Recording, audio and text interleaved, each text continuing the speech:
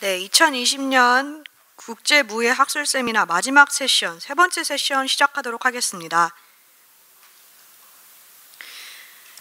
마지막 세션 주제는 팬데믹 이후 무예의 미래, 청년의 목소리입니다. 먼저 용인대학교 스포츠 웰니스 연구센터 박지훈 연구원님께서 포스트 코로나 시대의 무예 교육 관련해 발표 주시겠습니다. 네, 큰 박수로 맞이해 주시기 바랍니다.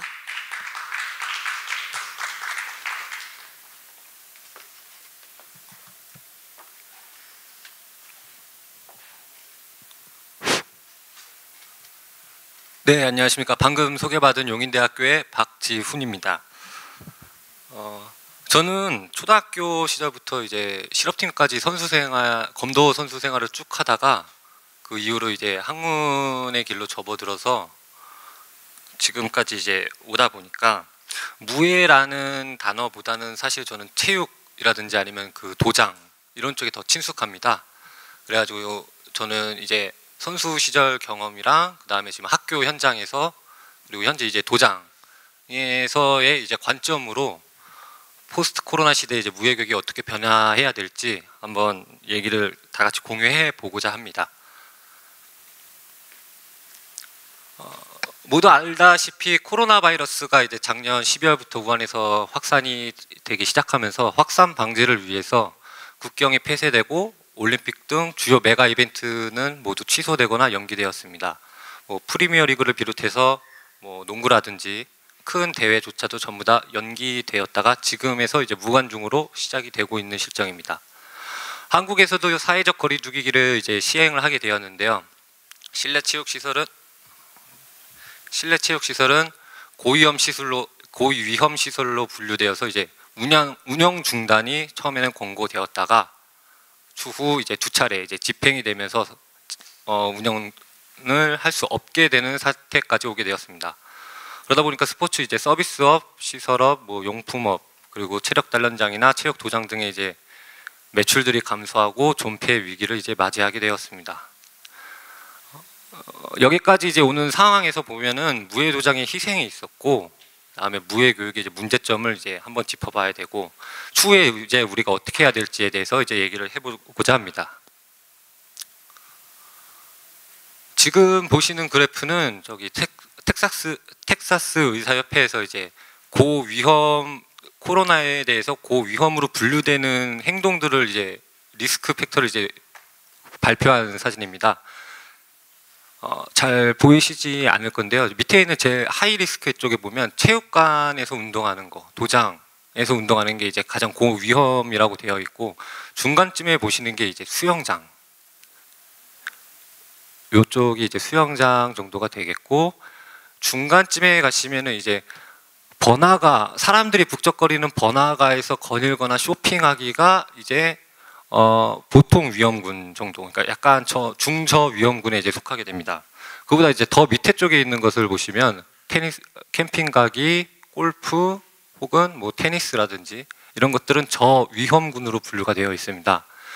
이게 어떠한 특정 종목으로나 아니면 행동에 대해서 분류되는 게 아니고, 보시는 바와 같이 건물 안이라든지 폐쇄적인 공간에서 하는 거는 무조건 다 고위험으로 분류되고, 야외 활동은 어떠한 실내 활동보다 저위험성으로 분류된다라고 이제 의사협회 측에서는 이렇게 발표를 하고 있고, 우리 모두가 지금 다 그렇게 인식을 하고 있습니다.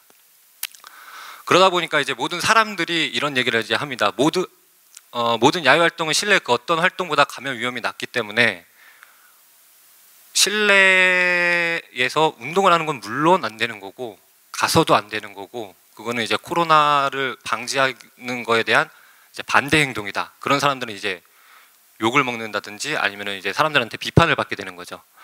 한국에서는 마스크 착용 의무화라는 걸 또 시행했습니다. 마스크를 착용하지 않으면 벌금을 문다든지 아니면은 이제 특정 제재를 가하는 걸 이제 했고, 앞서 말한 바와 같이 실내 체육 시설 이제 집합 금지 명령이라는 것을 시행하면서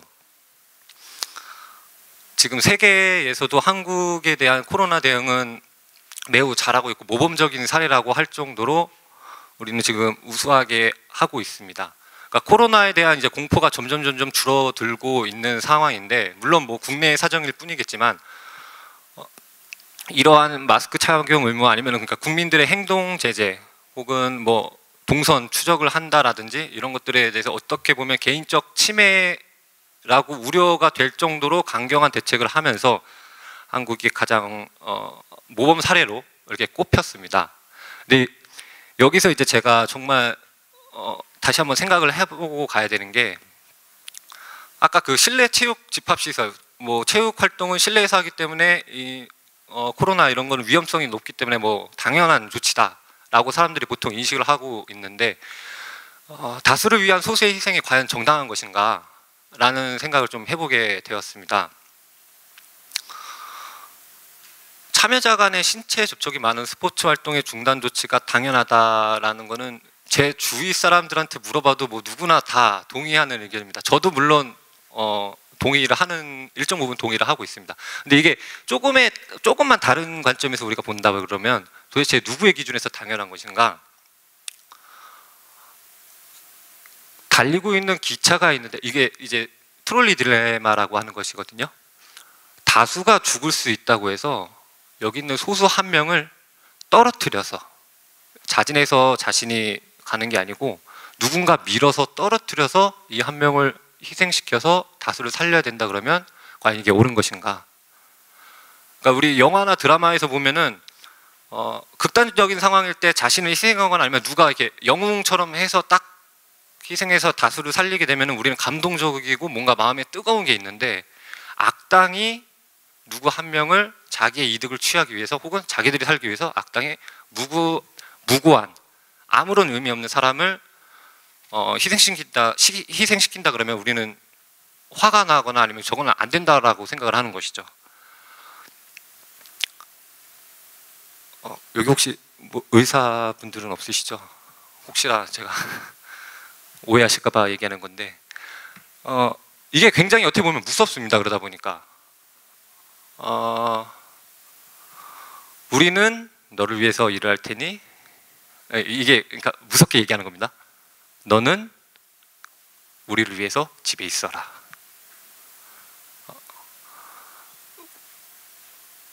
전체 그러니까 전부 모두를 살고자 하는 조치는 당연히 맞는 것이고 우리가 모두 다 행해야 되는 건데, 이것을 우리마저도 당연시하게 생각하게 된다면은 스포츠나 아니면 우리 무예의 이런 어쩔 수 없는 선택은 당연시하게 되는 거고, 우리는 앞으로 발전도 없을 거고 어떻게 나아가야 될지도 이제 서지 않는다는 것이죠. 그래서 무예교육의 문제점을 조금 이제 살펴보면, 아무도 코로나가 장기화될 것이라고 예측은 아무도 못했습니다. 그러다 보니까 이제 그냥 일시적일 줄 알고 잠정적으로 폐쇄만 하고 있으면 될 줄 알았고, 도장 관장님들이나 아니면 이제 우리 무예 지도자들은 그냥 방역 수칙만 잘 준수하고 끝나기를 기다리고 있었습니다. 그러다 보니까 이제 몇 달이 계속 지속되다 보면 임대료를 낼 수조차 없는 상황까지 오게 되다가 결국에는 이제 파업까지 하시는 분들도 굉장히 많았습니다.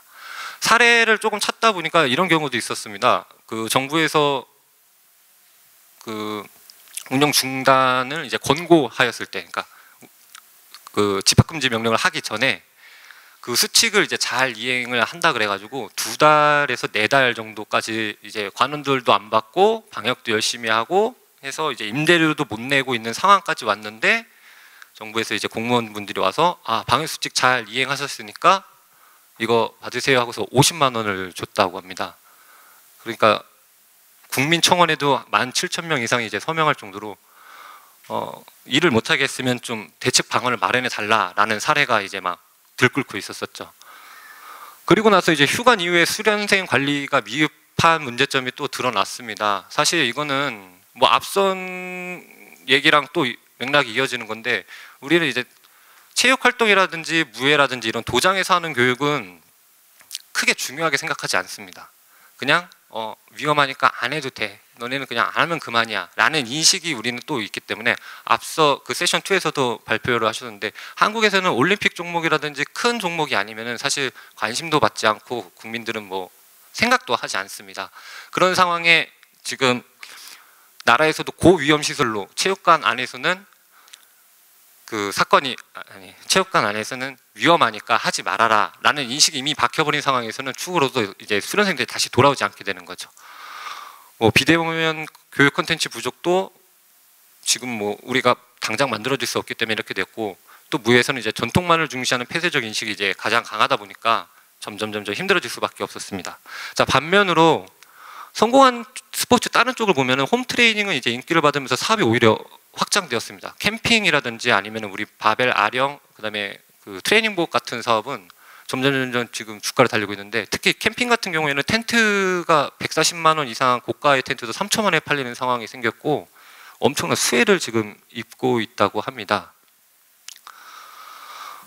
무예교육의 이제 문제점 중에 또 하나가 이제 온라인 수업으로 하면 어떨까. 그래서 지금 태권도가 그나마 무예에서는 가장 많은 발전도 있고 응용도 되고 있고 큰 시장이기 때문에 그 무카스 그쪽 영상에서 제가 한번 본 게 있는데, 온라인 수업을 무료로 한다 그러면 왼쪽에 있는 학부모들 반응이 아이디어 좋다, 저희 아이들은 신났다, 어딘지 궁금해요, 뭐 이렇게라도 수업할 수 있으면 좋죠, 좋은 체육관입니다 라고 했는데, 자, 무료가 아니고 유료로 하겠습니다 그러면은 돈 내고 영상 보면서 태권도 할 사람이 과연 누가 있습니까?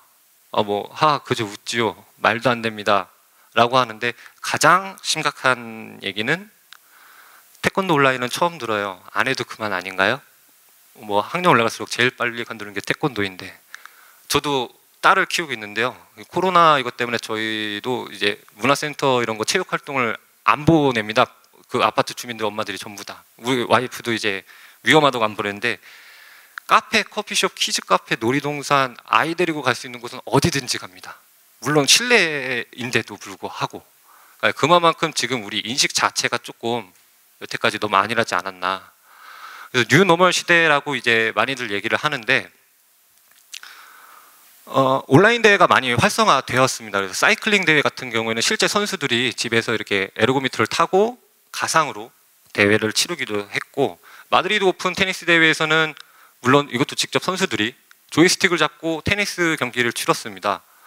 뭐 그냥 장난이나 이벤트식이 아니고 실제 상금도 꽤 높은 금액, 억대의 이제 금액을 주면서 대회를 유치하였고, 복싱에서도 어떻게 그 체육관에서 운동을 할 수 없으니까 복싱 이제 위쪽 선에서 복싱 그 참여자들의 이제 회원들이나 이런 관심을 계속 지속하게 하고자 마이크 타이슨과 무하마드 알리의 경기를 이제 가상으로 경기를 이제 생중계해 주면서 이제 관심 사항으로 마케팅 사업을 이제 진행하게 되었죠.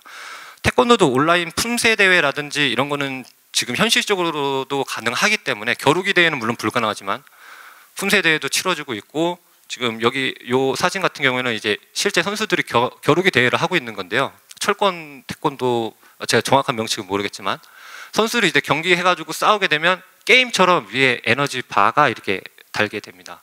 그래서 에너지가 전부 다 달게 되면 이제 이기고 지는 이런 좀 재미를 유발할 수 있는 이제 사업으로 여러 가지를 시도를 하고 있습니다.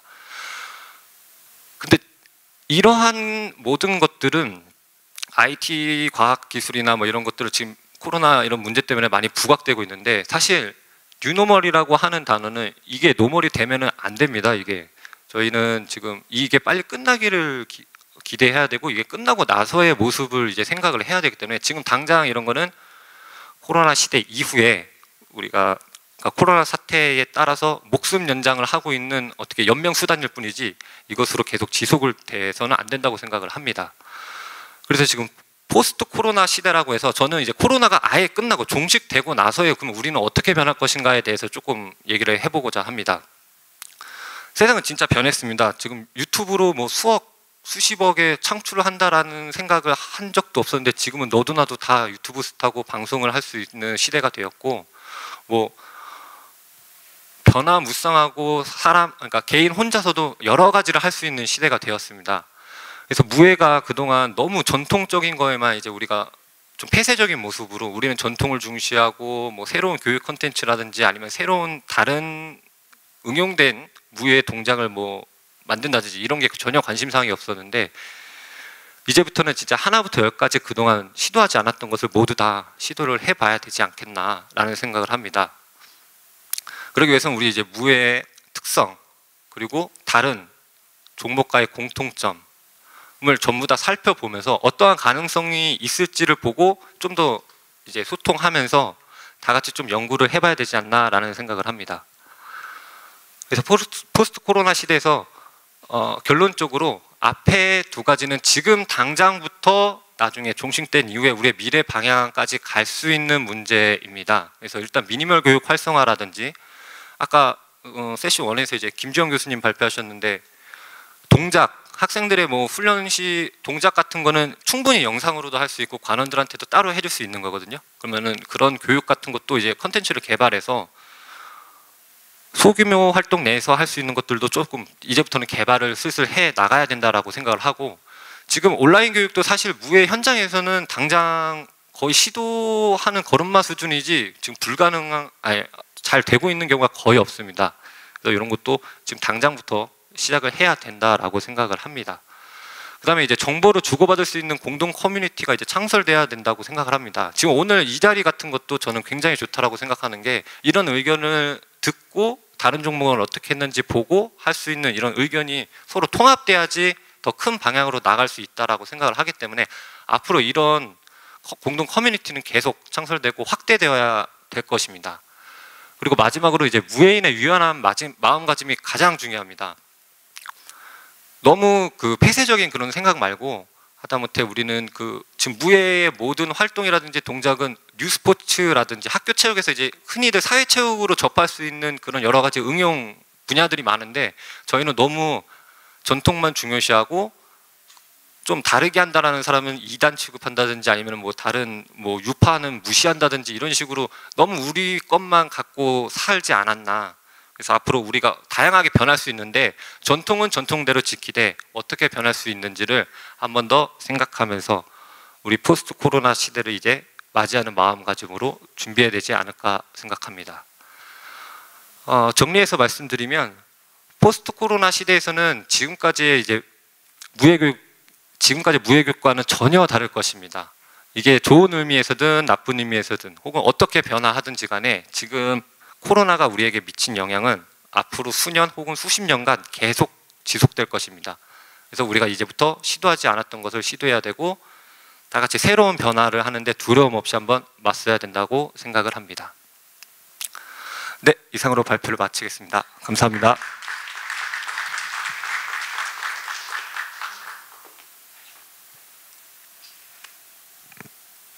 네, 코로나 바이러스 확산으로 맞은 무예 교육의 위기, 그리고 포스트 코로나 시대의 무예 교육의 뉴 노멀에 대해 발표해 주셨습니다. 박지원 연구원님, 다시 한번 감사드립니다. 다음으로 남청 태권도장 강유진 수석사범님께서 태권도 현장에서 바라본 포스트 코로나 시대의 무예 교육에 대해 발표 주시겠습니다. 강유진 수석사범님, 네, 큰 박수 부탁드립니다.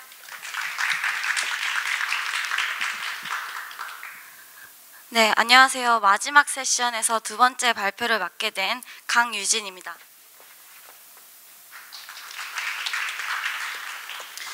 세션 1에서 팬데믹과 무예의 대응에 대한 유익한 내용들을 여러 교수님들께서 이야기해 주셨는데요. 정말 큰 도움이 되었습니다. 제 발표 주제는 태권도 현장을 통해 바라본 포스트 코로나 시대의 무예 교육입니다. 간략히 저를 소개하도록 하겠습니다. 이번 발표에서 태권도 현장을 중심으로 이야기를 하게 된 근본적인 이유입니다. 저는 5살 때부터 태권도를 시작했고 8살 때부터는 품새 선수 활동을 시작했습니다. 그리고 현재는 남창도장에서 수석사범이라는 직책으로 여러 수련생들을 지도하는 뼛속까지 태권도인입니다.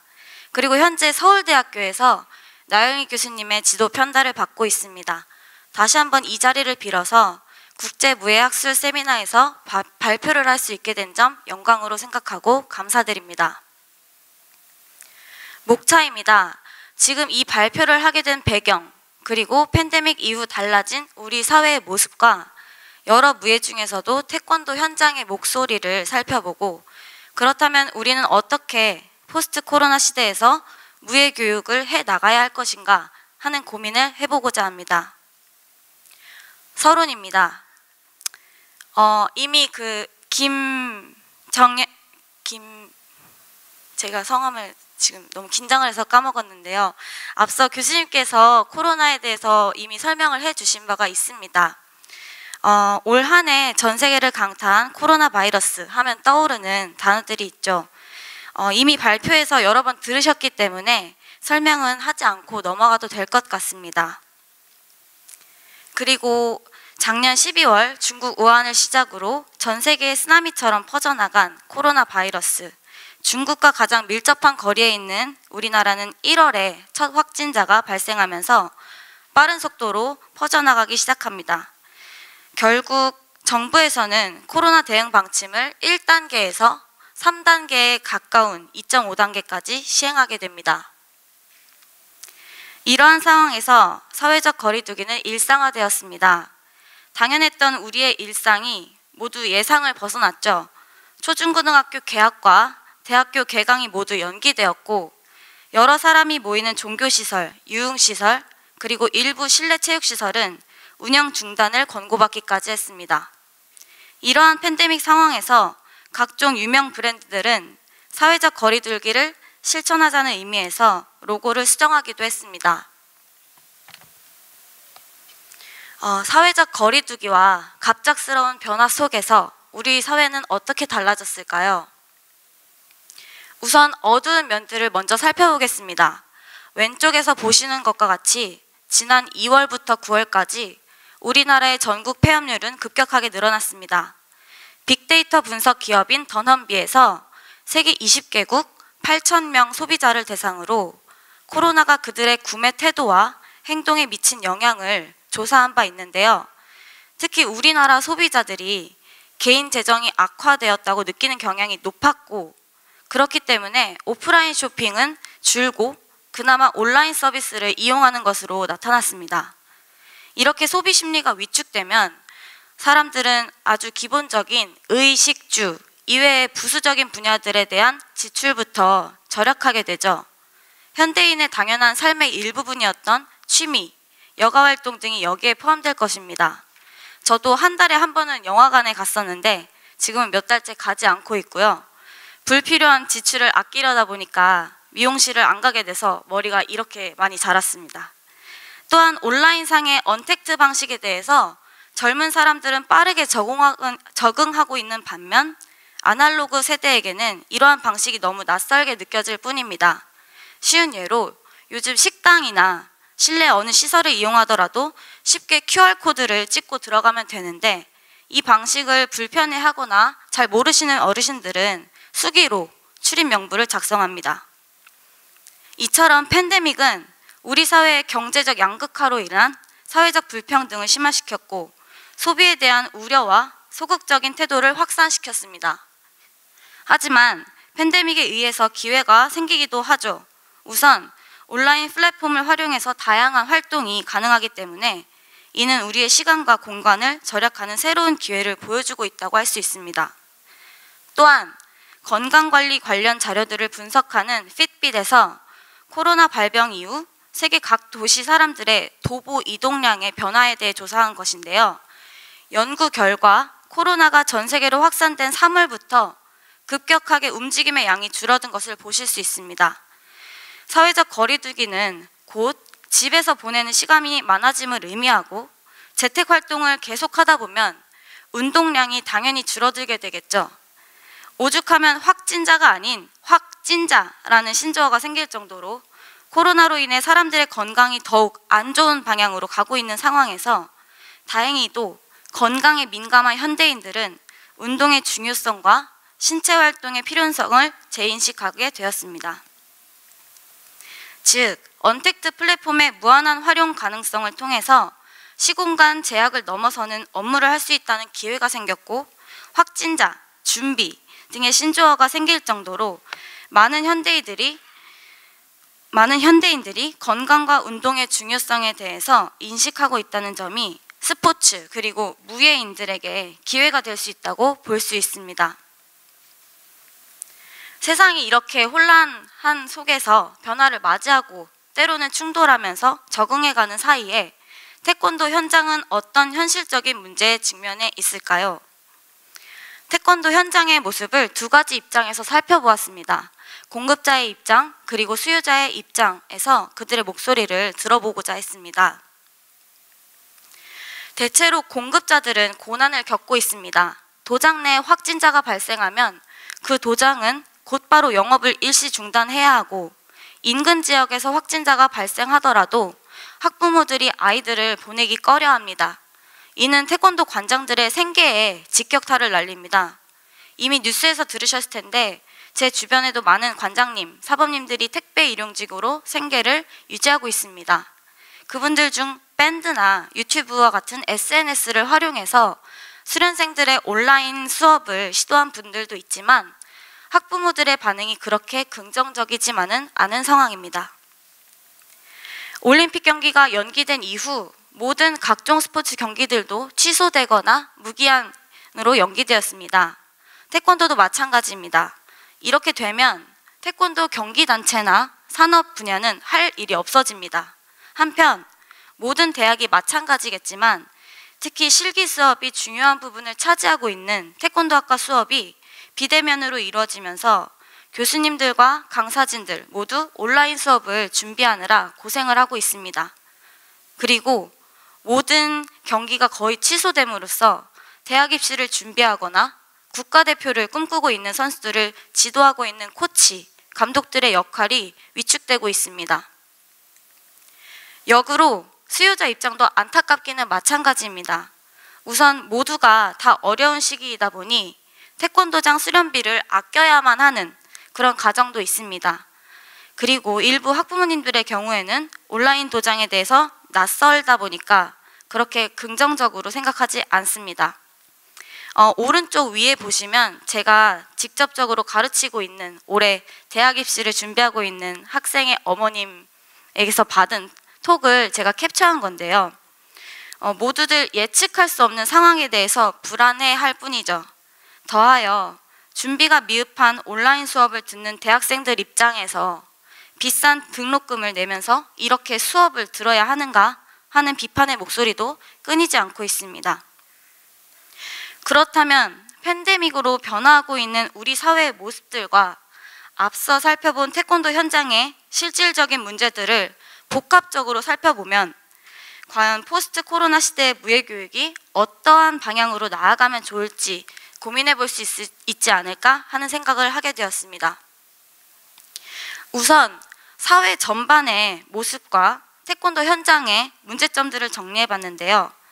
태권도 현장에서 공급자는 온라인 수업 준비가 호락호락하지 않고 경기가 중단됨에 따라 역할을 상실했다는 문제점을 갖고 있습니다. 수요자 입장에서는 소비 심리가 소극적으로 변하고 온라인 수업의 필요성에 대한 인식이 낮은 상태입니다.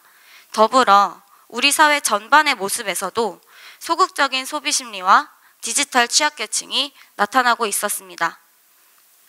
하지만 그러한 문제들이 기회로 여겨질 수 있다고 생각합니다.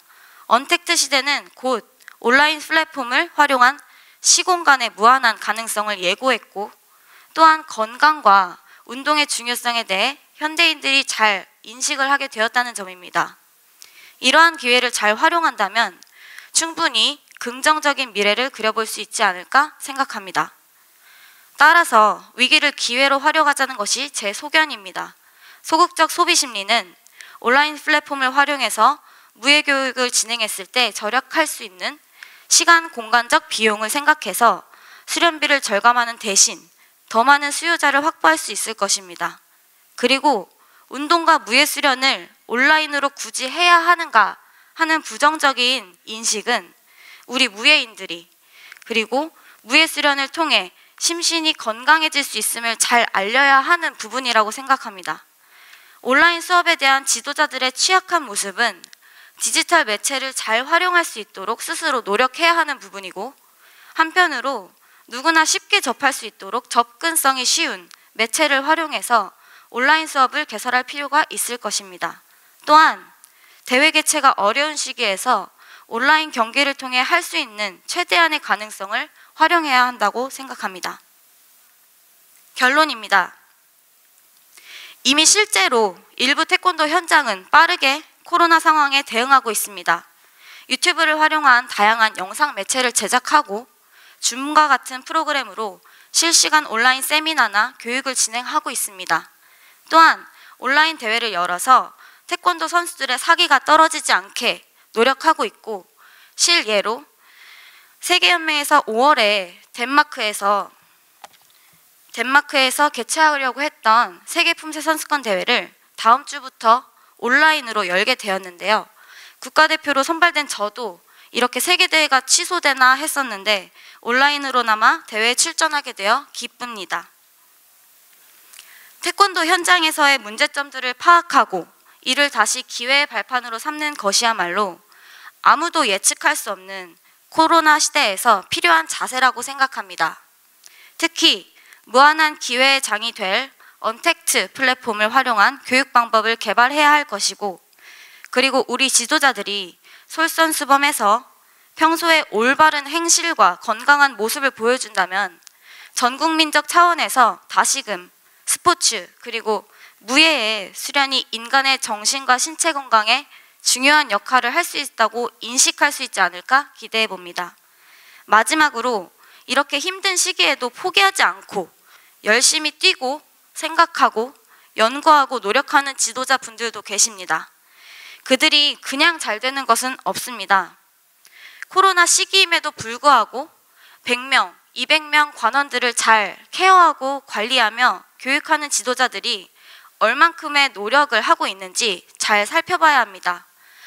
그럼으로써 스스로 반성하며 발전하기 위해 노력을 한다면 포스트 코로나 시대의 무예 교육이 조금 더 희망적이지 않을까 합니다. 감사합니다.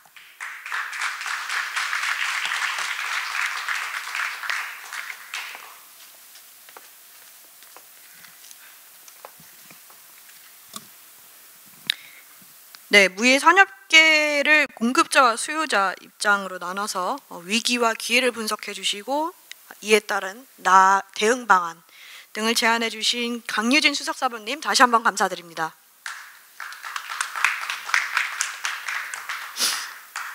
다음으로 충주시립택견원 원창환 시범단원님께서 팬데믹 시대의 택견 시범 프로그램 개발의 필요성 관련하여 발표 주시겠습니다. 큰 박수 부탁드립니다.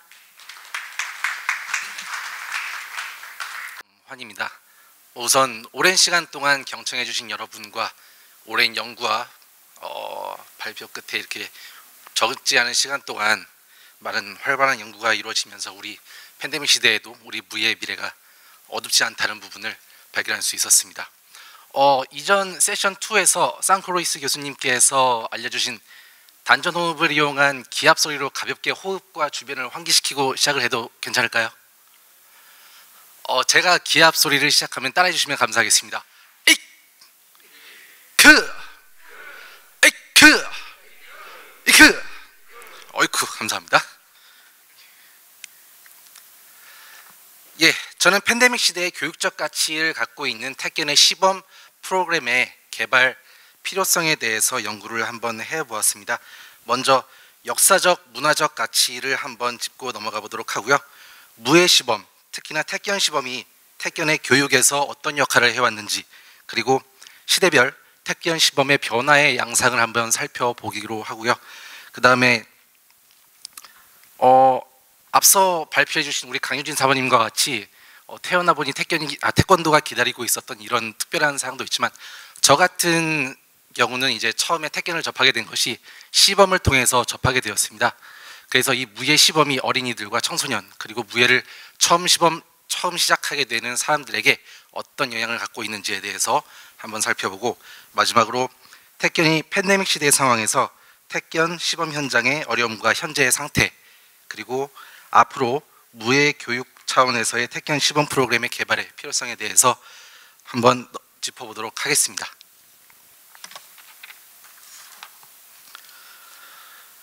택견의 교육적 가치는 우선 높은 역사적 사실을 갖고 있으면서 일본의 한국 강제병합 시대의 인멸의 위기에 처한 후에 그 보존 가치를 높게 평가받고 있습니다. 이후에 1983년 국가무형문화재에 지정이 되고 2011년 순수 무예 분야에선 최초로 유네스코 인류 무형유산의 등재로 문화재적 가치를 인정받고 있습니다. 그리고 택견의 시범은 택견의 저변 확대와 단지 택견을 일반에 소개하는 차원에서 그치는 것이 아니라 택견이 갖고 있는 역사성과 예술성 그리고 한국의 문화예술을 그대로 보여주는 종합예술이라고 할 수가 있겠습니다. 그리고 시대별 택견 시범의 변화 양상에 대해서 살펴보겠습니다. 시범의 주체가 되는 그 시범자들과 시범의 내용 그리고 공간적인 요소, 부수적인 요소가 되는 무대의 효과에 대해서 한번 알아보았는데요. 80년대와 90년대, 2000년대 이후를 통합해서 알아보았습니다. 우선 80년대에 시범을 보이는 주체들은 택견의 인간문화재와 직접적인 전승자들이 되겠습니다. 이들이 보이는 시범의 내용은 실질적으로 본떼배기라든지 마주매기기, 택견의 겨루기죠. 견주기라고 할 수 있는 이런 부분들이 실질적으로 수용과 함께 동시에 시범 프로그램에 응용이 되었는데요. 그렇기 때문에 그 택견의 본질적인 모습을 보이는 데는 효과가 아주 컸습니다. 하지만 공간적인 요소와 체육관 또는 아무런 공연적 요소가 포함되지 않는 노천의 공간에서 이루어졌기 때문에 시범의 효과에서는 많이 떨어질 수가 있다고 볼 수가 있겠습니다.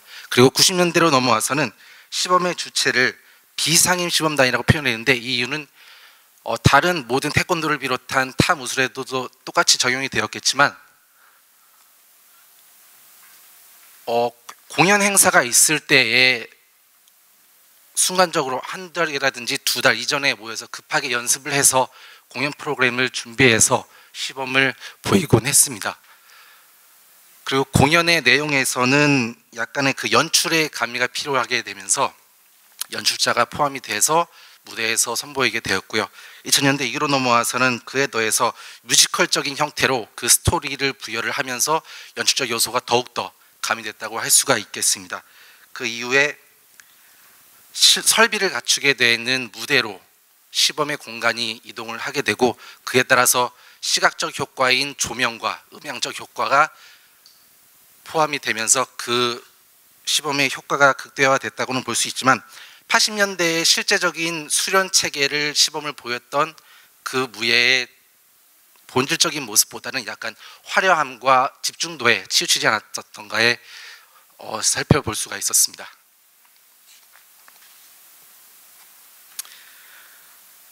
그리고 현재 택견 시범 현장과 시범 그리고 교육의 현장의 실태에 대해서 살펴보았습니다. 유네스코 등재 이후에 가파른 상승 곡선을 그리게 되는데요. 비교적 최근 2019년도까지 활발한 국내외 활동을 하게 되면서 택견의 대표적인 시범단 중에 하나라고 할 수 있는 충주시립 택견단 같은 경우는 10년 동안 연간 62회 이상의 공연을 소화해냈고 그리고 10년 동안 32회 이상의 개인 사범 파견과 여러 해외 출장을 통해서 공연을 선보이곤 했습니다. 그 와중에서 가장 효과가 컸던 공연 중에 하나로 폴란드 그단스크에 위치한 폴란드 33 학교를 예시를 들 수 있는데요. 이 학교에 2019년도 6월에 파견을 가서 시범단위 활동을 한 이후에 자연스럽게 시범과 연계해서 그 학교에서 체험 프로그램을 연결해서 시행했습니다. 그 결과로 다시 한번 제초청의 이사를 확실하게 확인을 했고 올해 현재 9월에 ICM 국제무예 열린학교 사업에서 국가예술자를 파견해서 지금 활발하게 사업을 진행하고 있습니다. 그 이후에 이제 2020년도 올해 초에 들면서 팬데믹 시대에 들어서 급격하게 시범단의 활동이 정지가 되죠. 물론 시범단의 활동 또한 그렇지만 다른 많은 무예 도장들이 전체적으로 어려움을 겪고 있을 겁니다. 이 가운데 특히나 급여를 받고 있는 저와 같은 상임 시범단 같은 경우는 사정이 나은 편입니다.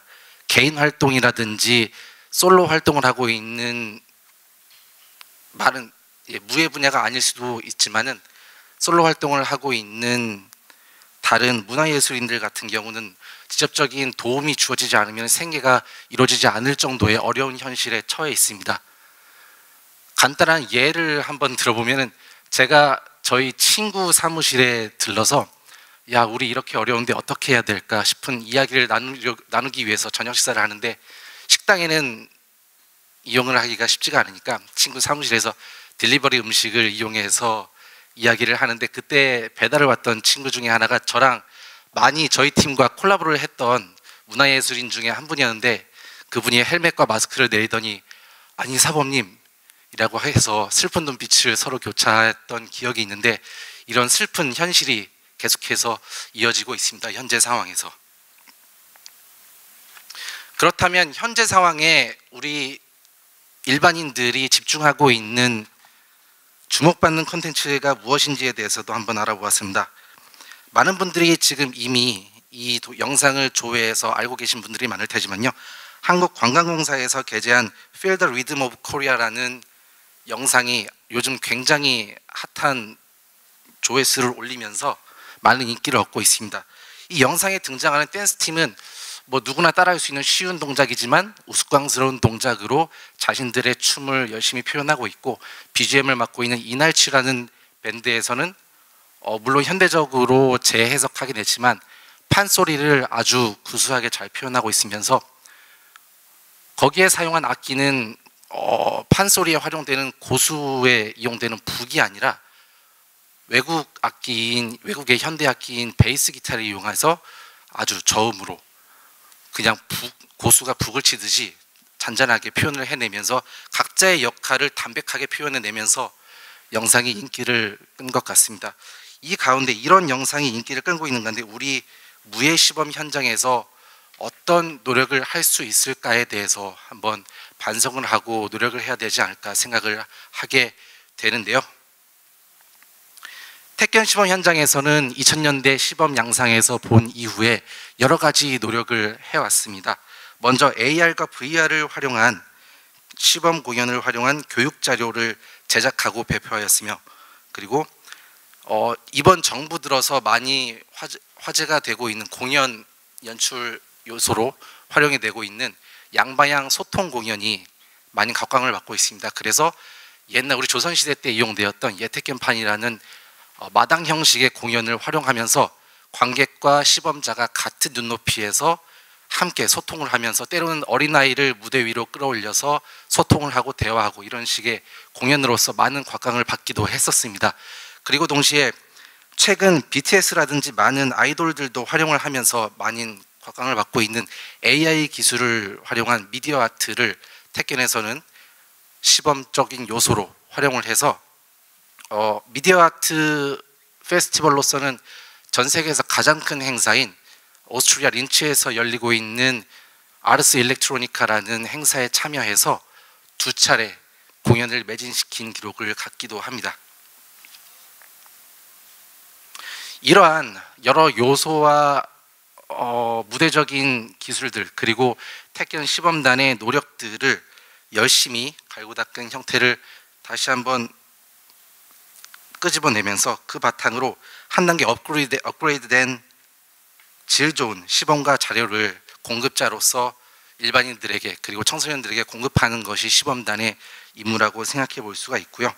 그리고 동시에 이러한 흥미와 화려함만을 추구할 것인지 그리고 무의 본질적인 움직임과 이해를 시범자가 충분히 표현해낼 수 있을지 물론 2마리의 토끼를 다 잡을 수 있다면 당연히 좋은 결과이겠지만 이 2가지를 적절하게 활용을 해서 택견이라면 택견다운 본질적인 움직임, 태권도라면 태권도다운 본질적인 그 움직임을 그 수요자인 관객에게 적절히 보일 수 있는 시범의 프로그램의 개발이 필요하다고 생각을 해볼 수가 있겠습니다.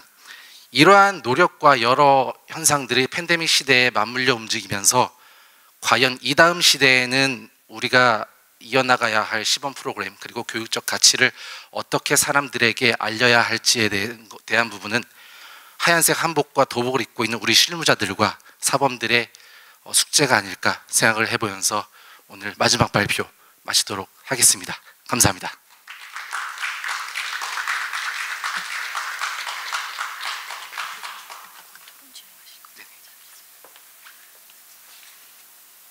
네, 시대별로 변화해온 무예 시범 프로그램 그리고 앞으로 필요한 무예 교육 프로그램 상에 대해서 발표해 주셨습니다. 원창환 시범단원님 다시 한번 감사드리고요. 이어서 발표자 3분, 저희 세션 3의 발표자 3분을 다시 한번 무대로 모시겠습니다. 질의 및 토론 시간을 진행할 예정인데요. 이번 토론은 한국스포츠정책과학원 스포츠정책연구실 조현주 선임연구원님께서 자장을 맡아주시겠습니다. 큰 박수 부탁드립니다.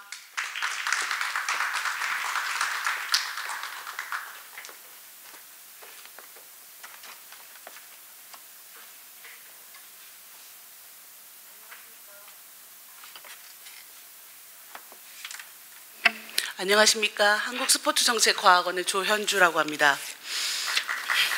네. 먼저 오전부터 이렇게 학술 세미나에 끝까지 자리해 주셔서 정말 감사드립니다. 그리고 이렇게 뜻깊은 자리에 초대해 주신 ICM 관계자분들께도 감사드립니다. 오늘 이 자리는 저는 이제 정책 연구를 담당하고 있는데 무예에서도 특히 태권도 부분을 저희가 정부에서는 굉장히 중요하게 다루고 있습니다. 근데 제가 담당자로서 보면은 오늘 축하할 일이 굉장히 많은 것 같아요. 먼저 이렇게 학술 세미나가 제3회임에도 불구하고 이렇게 체계적으로 그리고 현장의 목소리까지 들을 수 있는 이런 여유를 가지고 만들어질 수 있는 것도 정말 축하한 일이고요. 또 오늘 보셔서 아시겠지만 건물이 너무 멋있죠. 좀 보면서 그래 국제무예센터는 이 정도는 돼야지 그런 생각했거든요. 그래서 그것도 너무 감사한 일이고요. 또 이렇게 아까 출판 기념회 겸 발표해 주셨는데 보시면 아시겠지만 그 책자 같은 경우에 저는 이런 책자는 세계적으로 정말 대한민국이 만들었다는 걸 알려야겠다라는 생각 들었거든요. 이렇게 많은 전문가분들이 각자 자기의 전문 분야를 다양하게 무예 하나에 초점을 둬서 만들어낸 책자는 사실 저희 연구자들도 보기 힘든 자료인 것 같아요. 오늘 정말 큰일 하셔서 정말 축하드리고 싶고요. 먼저 세 번째 이제 세션은 저희 이제 담당자분들하고 저희가 이 학술 세미나를 만들면서 자문을 해주신 분들이 많이 의견을 주셨던 게 우리 무예라는 게 굉장히 전통적이고 뭔가 어렵고 뭔가 좀 훼손하면 안 될 것 같고 이런 어려운 부분이 있는데 이걸 젊은 세대들은 어떻게 받아들이고 또 젊은 세대는 이걸 앞으로 어떻게 이끌어갈 것인지에 대한 목소리를 좀 듣는 자리를 마련하고 싶다. 그래서 세션 3은 좀 그렇게 캐주얼하게 운영을 하고 싶었는데 오늘 발표해 주신 세 분 박사님들 또 너무 심도 깊은 논의를 할 수 있게끔 자료 준비해 주셔서 정말 논의가 더 풍부해져서 저는 좋을 것 같습니다. 근데 이제 발표해 주신 자료들 보면서 제가 무슨 얘기를 해야지 하면서 검토를 하다가 보면 지금 올해 저희 하는 내내 팬데믹 코로나 얘기 없는 세미나가 없었고 학술대회가 없었고 이 배경 안에 놓여지지 않은 대한민국 국민 아마 전 세계인이 없어서 이 상황을 겪으면서 동시에 분석도 해내야 되는 그런 굉장히 어려운 상황입니다. 어려운 위치였는데 두 분 이제 발표해 주신 자료를 보면 무예인으로서 그리고 스포츠를 하는 또 스포츠를 연구하는 학자로서 그 논의에서 내가 기본적으로 분석의 틀을 가지고 이 상황을 어떻게 받아들이고 이 상황에서 우리가 나가야 될 부분을 시사점을 도출한다면 어떻게 해야 할지 브레인스토밍을 하시면서 자료들을 가지고 검토를 하시고 이렇게 논의의 기본 토대를 많이 마련해 주신 것 같아요. 그래서 저는 젊은 세대 연구자분들 굉장히 준비가 돼 계시구나. 이제 앞으로 우리가 이걸 극복해 나가면서 절대로 이 이후로 돌아갈 수 없다는 이 코로나 시대를 넘어가면서 우리가 앞으로 무예가 어떻게 나가야 할지 준비를 해 주시고 계시구나 하는 생각을 했습니다. 그럼에도 불구하고 오늘 사실 딱 오시기 전에 이런 자리가 어디까지 얘기해야 되고 무엇을 더 말하지 말아야 하고 그죠? 저희가 굉장히 어려운데 제가 준비한 하나의 질문 중에 하나는 뭐냐면 여기서 지금 하지 못했지만 나는 젊은 무예인으로서 무예의 길을 이끌어갈 젊은이로서 이런 얘기는 정말 우리가 함께 좀 젊은 세대가 공유했으면 좋겠다. 이건 문제일 수도 있고요. 어떤 이 시대에 이런 좋은 아이디어를 왜 쓰지 않는가 하는 부분일 수도 있고요. 저 그렇게 하시고 싶은 말씀 한 말씀씩 하실 기회를 좀 드리고 싶습니다. 그리고 저희 또 플로어에서 또 주신 질문들도 있어서 먼저 준비되시는 대로 아이디어 있으신 거 하시고 싶으신 말씀 여기 다 발표 때 시간 관계상 하지 못하셨던 말씀 있으시면 한 말씀씩 해주시면 좋겠습니다. 발표 순서대로 할까요? 네. 저는 이제 그 IT 쪽이나 컴퓨터 이런 쪽에 좀 관심이 많다 보니까 그런 것들을 이제 쉽게 좀 접하고 이런 게 좀 더 다양하게 활성화돼야 되지 않나라는 생각을 굉장히 많이 하고 있는 사람입니다.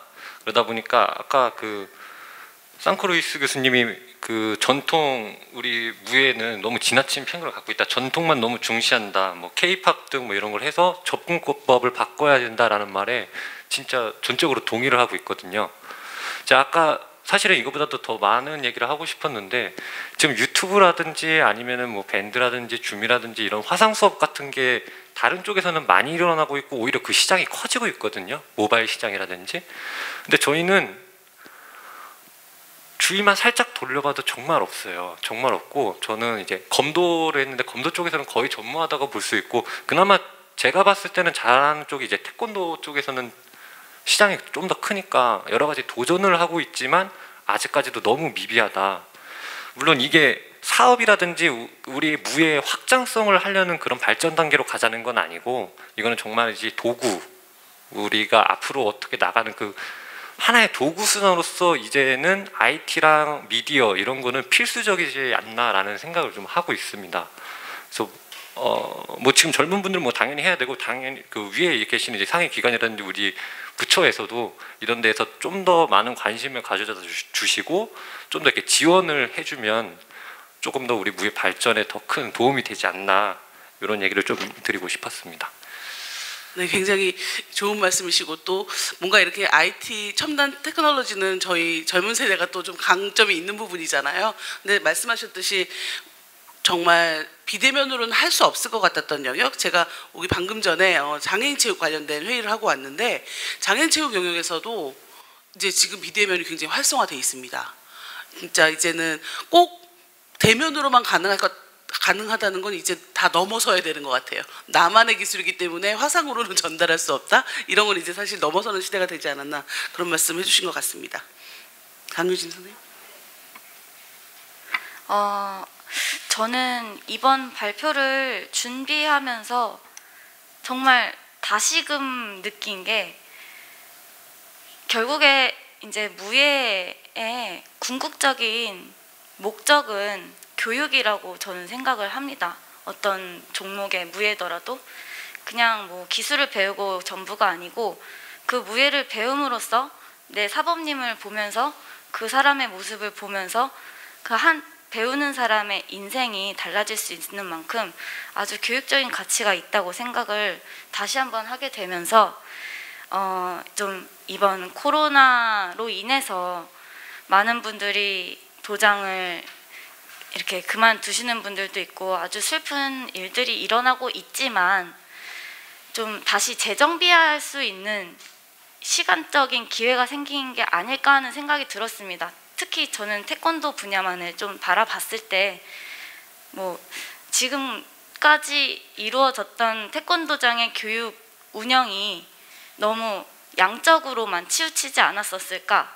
아이들을 위주로 정말 제대로 가르친 게 아니고 그냥 도장이라는 공간을 잠깐 놀고 가는 곳 이런 식으로만 운영을 했기 때문에 코로나가 딱 터졌을 때 어떻게 도장 관장들이 어떤 노력을 하더라도 일단은 부모들 입장에서 보내지 않는 마음을 먼저 가질 수밖에 없게 이 만든 모든 것은 저희 지도자들이 만들어 온 이유인 것 같다고 생각이 들었습니다.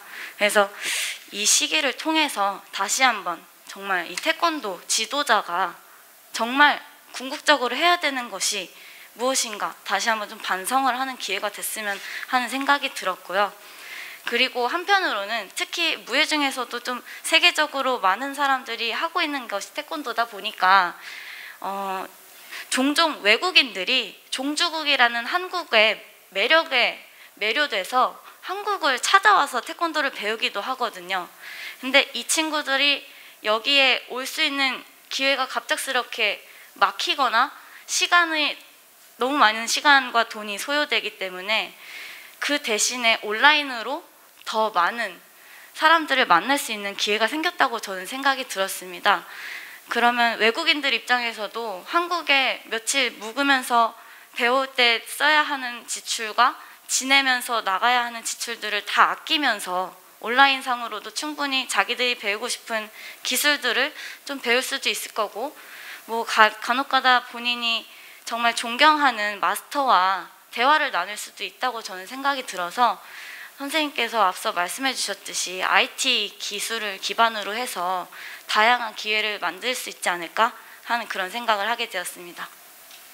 네, 역시 이제 연구를 하시고 가치에 대해서 계속 고민을 하시다 보니까 이렇게 팬데믹에 허무하게 무너지는 건 결국 이 가치를 바로 세우지 않은 우리의 잘못이 아닌가 하는 자성이 있으셨다고, 저도 그 부분에 대해서는 스포츠 전체를 이렇게 다루는 연구를 하면서 굉장히 같이 느꼈던 부분이고요. 또 반면 또 이게 어떻게 보면 여러 가지 테크놀로지나 다른 방법들을 활용해서 더욱더 글로벌화 될 수 있는 그런 기회일 것도 같다는 말씀 해주셨습니다. 원창한 선생님. 제가 연구를 하면서 찾아냈던 자료 중에 물론 무예교육을 포함한 모든 교육 분야가 다 관통할 수 있는 분야라고 이야기라고 생각합니다. 그 온라인을 활용한 그 시스템을 활용한 이제 교육 형태가 변화가 되면서 어떤 교사 중심의 지식 전달이 큰 문제로 대두가 되고 있는데, 물론 무예교육 현장에 무예교육을 중단을 할 수 없습니다. 계속 공급을 하면서 지금의 기회를 어떻게 보면 기회라고 이제 인식을 해서 좀 더 나은 교육 시스템, 어떻게 하면 양방향 소통의 교육 시스템을 개발할 수 있을까에 대한 부분을 열심히 노력하고 개발을 해서 차후에 좀 더 나은 시스템의 교육을 공급해야 하지 않을까에 대해서 생각을 한번 해봤습니다. 양방향 소통하는 어떤 무예교육에 대해 좀 고민하게 되셨다는 말씀하셨고, 저는 또 원창환 선생님 이 발표 자료 보면서 그 한국관광공사 저희 그 클립을 보신 분들 혹시 난 봤다 하시는 분 한번 손들어 주시겠어요? 뭐 이게 못 보신 분들이 많으시구나.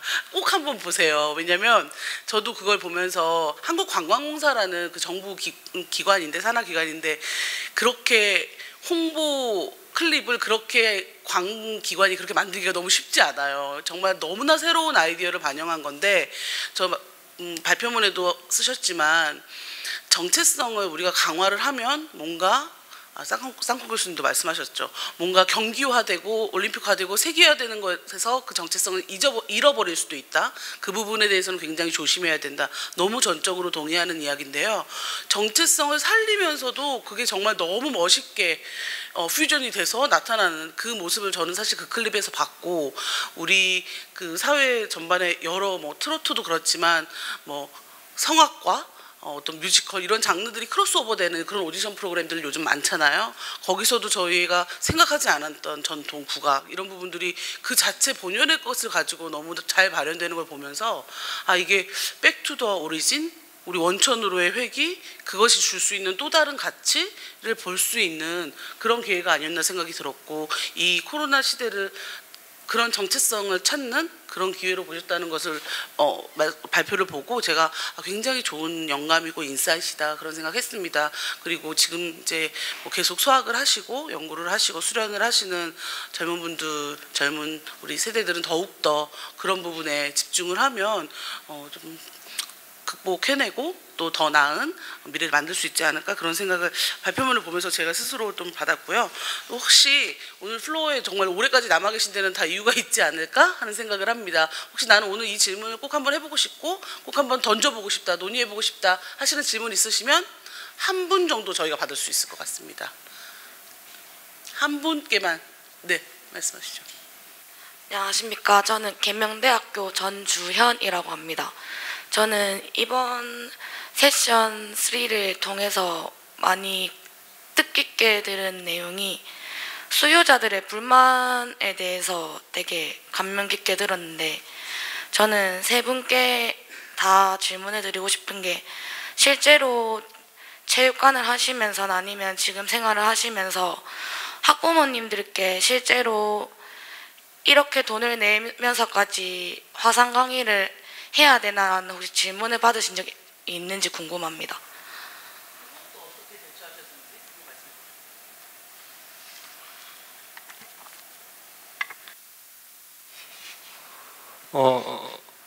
저는 뭐 학교에 있기 때문에 사실 뭐 학부모랑 하는 건 아니고 지금 대학생들이랑 하기 때문에 약간 좀 사례가 다를 수도 있는데, 먼저 말씀드리면 돈을 받고 한다는 거에 대해서는 사실 저희가 준비가 너무 안 돼 있기 때문에 당연한 문제라고 생각합니다. 저희가 지금 이 상황에서 도깨비 방망이로 금나라 뚝딱 할 수도 없는 거고, 이제부터라도 빨리 준비를 하고 문제 인식을 우리가 받아들여야 되는 거는 기본적이라고 생각을 합니다. 그리고 지금 이제 애프터 코로나에 대해서 얘기하는 게 아니고 이제 포스트 코로나, 이제 이게 끝나고 나서의 문제, 완전히 종식되고 나서의 문제까지 우리가 확장을 하게 된다 그러면 화상 수업은 필수 아닌 필수로 우리가 가져가야 되는 컨텐츠가 아닐까 또 생각을 하기 때문에, 화상 수업을 지금 학부모가 그런 식으로 문제된다라는 거에서 대책은 당장은 뭐 말씀드릴 수 없겠지만, 그런 얘기가 나오지 않을 정도로 우리가 준비를 하고 또 다른 거에서도 많이 배우고 컨텐츠를 좀 발전해 나가서 우리가 좀 흡수를 해서 더 이상 그런 얘기가 나오지 않게끔 준비를 해야 되는 상황으로 가야 되지 않을까. 뭐 이게 답변이 뭐 되실지 모르겠는데 그런 생각이 이렇게 좀 들어서 여기까지만 저는 하겠습니다. 아마 그 박지훈 선생님이랑 제가 똑같이 그 무카스에서 유튜브에 올렸던 그런 학부모들의 차가운 반응들을 저희 둘 다 같은 자료를 좀 이렇게 수집을 했던 것 같습니다. 다행인지는 모르겠지만 저는 그렇게 좀 마음의 상처를 받는 일은 아직은 겪지는 않았습니다. 학부모님들 중에서는 코로나 2.5단계 때 도장을 어쩔 수 없이 닫아야 하는 상황인데도 아이를 한 2주, 3주 보내지 않으시는데도 너무 당연스럽게 월 수련비를 그대로 내시는 학부모도 계셨습니다. 그거는 좀 각각의 어떤 지도자인가 도장인가에 따라 좀 상황에 따라서 케이스가 생기는 것 같고요. 정말 선생님께서 말씀하신 대로 진짜 이제는 이 코로나가 정말 만약에 잠식된다는 상황을 가정해 봤을 때 이미 우리가 너무 다양한 상황을 겪었기 때문에 장소라는 공간, 그 공간이라는 곳에 대한 개념부터 많이 달라질 것 같습니다. 학교라는 곳도 그 공간에 굳이 아이들이 항상 가서 수업을 들을 필요가 없는 상황이 됐고, 그 학교라는 공간을 다른 방향으로 활용할 수 있는 것에 대해서 이미 많은 교수님들이나 연구자들이 연구를 하고 있습니다. 그렇기 때문에 앞으로 좀 온라인 수업에 대한 좀 부정적인 면보다는 긍정적인 인식이 있을 거라고 기대가 되고, 사실 실예로 제가 지금 가끔씩 외국인들 대상으로 온라인으로 수업을 하고 있는데, 평소 같았으면 그냥 살짝 동작 깔짝 보여주고 지도하는데 많은 시간을 보냈을 텐데, 제가 하나부터 열까지 같이 화면을 마주보면서 뛰어야 됩니다.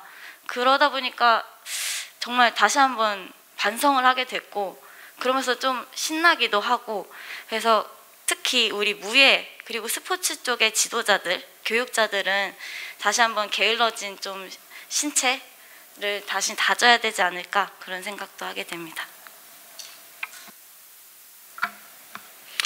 저 같은 경우는 뭐 물론 교육도 담당하고 있지만 주로 하고 있는 업무가 이제 시범단의 업무이기 때문에 약간 가장 비슷한 사례를 한 가지 말씀드리면, 저는 시립시범단에서 근무를 하고 있습니다. 그렇기 때문에 급여를 주는 주체는 이제 시청의 공무원들이 되시고, 이 얘기를 괜히 꺼냈다가 전 돌아가서 좀 혼날 것 같은데, 저희는 이번 사태를 통해서 완전히 공연이 중단이 된 상태, 한 3, 4개월 동안 공연이 완전히 중단이 되면서 저희가 온라인 콘텐츠를 한 가지 파서 계속 영상을 업로드하려고 지금 노력을 하고 있습니다. 계속해서 지금 업로드를 하고 있고 계속 제작을 하고 있는데, 저희 고용자 입장에서는 영상을 하나씩 올리면 공연을 한 정도의 대우를 해주겠다라는 답이 오고, 저희는 실무자인 저희들 입장에서는 또 그게 아니라 홍보가 우선이 되지 않느냐라고 소리를 치고 있는데, 약간 그런 부분에서 걸리는 것 같습니다. 수요자와 공급자 간의 사이에 어떤 데이터만을 중요시해서 뭔가 이 한 가지 한 가지를 매일매일 하는 것이 중요한가, 어떤 양질의 그 데이터를 만들어서 공급하는 것이 중요한가가 대두가 될 텐데요. 이 부분에 대해서도 당연히 뭔가 좋은 데이터를 만들어서 공급해야 되는 것이 아닌가, 저는 그렇게 생각을 하고 있습니다. 돌아가서 혼날 준비해야 되겠네요. 네, 오늘 현장에서 한 분 더 꼭 발표 말씀하셔야겠다 그래서 한 분만 더 받도록 하겠습니다. 들리시나요? 네. 예.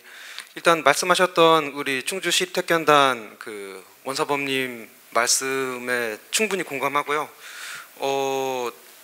일단은 이렇게 찾아가는 과정이 되게 중요한 것 같습니다. 그리고 이렇게 사람들이 많이 모여가지고 이런 주제에 대해서 이야기할 수 있다는 게 정말 감명적이었습니다. 그리고 여기 외국 분들도 계시고 해서 영어로 간단히 말씀드리면 I was writing report of administration. 유네스코 ICM 이번 시범단 즉 2020년 관련해서 저희가 보고서를 검토를 했었는데 사실 오늘과 같은 이런 세미나가 이렇게 많은 열정과 그리고 많은 관심이 있을 것이다라고 예측을 못했는데 예측했던 거와는 더 뛰어넘는 굉장히 좋은 이런 성과를 이번 세미나에 거둔 것 같다라고 해서 굉장히 좋게 생각합니다. 이렇게 많은 이 전문가분들이 모인 세미나에서 같이 함께 또 나누게 할 수 있는 기회 주셔서 감사하고요. 모든 발표자분들 그리고 토론자분들, 좌장님들께도 감사드리고 특히나 유네스코 RCM 직원분들께 또 감사의 말씀을 드립니다. 굉장히 저에겐 도움이 되는 장이었고요. 큰 영광이다라고 생각이 듭니다. 감사합니다. 오늘 마지막 질문자로서 굉장히 좋게 마무리를 해주신 것 같은데요. 오늘 이렇게 자리를 마련해 주시고 또 이렇게 논의의 장이 시작됐으니까요. 이제 젊은 세대들이 계속 무예 발전을 위해서 기탄 없이 의견을 나누고 또 치열하게 연구하고 토론할 수 있는 그런 장을 ICM께서 해주셨으면 좋겠고 우리 박장현 사무처장님 이하 많은 분들이 함께 노력하신 결과로 이 자리를 오늘 마무리하게 돼서 굉장히 감사하게 생각합니다. 세션 3에서 오늘 활약해 주신 젊은 분들께 박수 부탁드립니다.